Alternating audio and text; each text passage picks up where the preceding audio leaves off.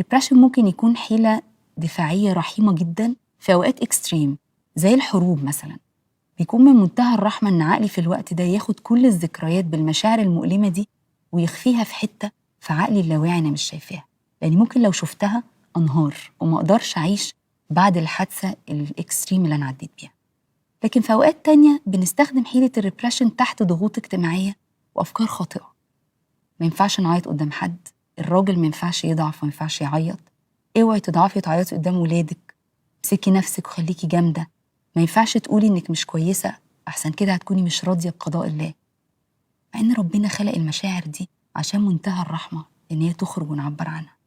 الريبريشن ديفنس ميكانيزم مش مؤذي للناس اللي حواليا، لكن في أبحاث كتير اتعملت ونتائج مؤكدة طلعت علاقة قوية جدا بين الإنسان اللي بيستخدم الريبريشن أو الكبت وبين نسبة إصابته بالاكتئاب والقلق على المستوى النفسي أو إصابته بأمراض كتير جدا عضوية من أول الصداع وضيق النفس لحد أمراض شديدة زي الأزمات القلبية أو السرطان، ربنا يعافينا.